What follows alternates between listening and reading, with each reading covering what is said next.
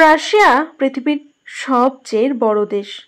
এর প্রাকৃতিক ঐশ্বর্য, জলবায়ুর বৈচিত্র্য এবং বিশেষ করে নদীগুলোর বিস্ময়কর জগৎ এতটাই বিস্তৃত ও বৈচিত্র্যময় যেন এই দেশটি একটি সম্পূর্ণ মহাদেশ। রাশিয়ার ভূখণ্ড প্রায় 17 মিলিয়ন বর্গ কিলোমিটার, মানে পৃথিবীর ভূপৃষ্ঠের 1/9। এত বিশাল এক দেশ জুড়ে ছড়িয়ে আছে 2 লক্ষেরও বেশি নদী। হ্যাঁ, ঠিকই শুনেছেন, 2 লক্ষ। এই নদীগুলি রাশিয়ার প্রাণ, সংস্কৃতি, অর্থনীতি ও বাস্তুসংস্থানের অদৃশ্য স্নায়ু।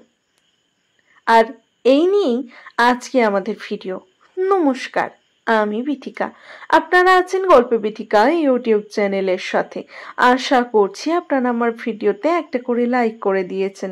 আজকে আমি আমার ভিডিওতে রাশিয়ার এই নদীগুলি সম্পর্কে বিশেষ কিছু তথ্য আপনাদের সামনে তুলে ধরার চেষ্টা করব। রাশিয়ার নদীগুলি কেবলমাত্র জলের প্রবাহ নয়, ইতিহাসের, পরিবেশের ও সভ্যতার ধারক। এতগুলোর মধ্য দিয়েও দেশের উত্তরের হিম শীতল অঞ্চল থেকে শুরু করে দক্ষিণের তুলনামূলক উষ্ণ অঞ্চল পর্যন্ত প্রাকৃতিক ভারসাম্য রক্ষা হয়। ভোগলা নদী ইউরোপের দীর্ঘতম নদী। রাশিয়ার মধ্যাঞ্চলে দিয়ে প্রবাহিত হয়ে কাস্পিয়ান সাগরে মিলেছে। এই নদী শুধুই একটি ভৌগোলিক সত্তা নয়, এটি রাশিয়ার শিল্প ও সংস্কৃতি, সঙ্গীত এবং অর্থনীতির গুরুত্বপূর্ণ চালিকা শক্তি।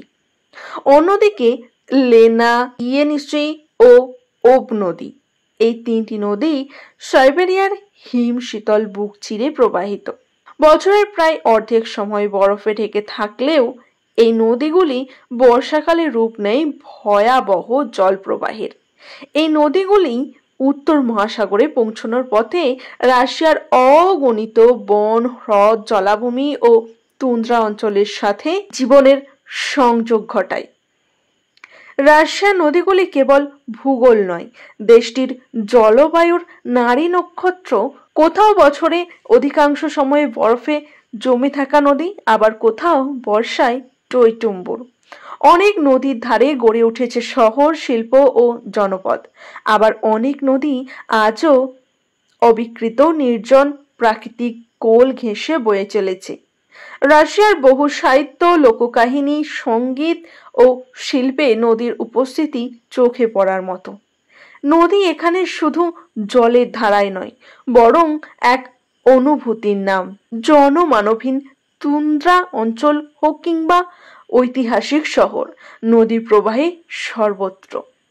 আজকের পৃথিবীতে যখন নদীগুলি হারিয়ে যাচ্ছে, তখন রাশিয়া যেন এক জল স্মৃতির জাদুঘর, যেখানে প্রকৃতির এখনো নিজের ছন্দে বয়ে চলে, নদীর ঢেউয়ে ভর করে। কেমন লাগলো রাশিয়ার এই নদীগুলি সম্পর্কে জেনে? তা আমাকে কমেন্ট করে জানাতে কিন্তু একদম ভুলবেন না।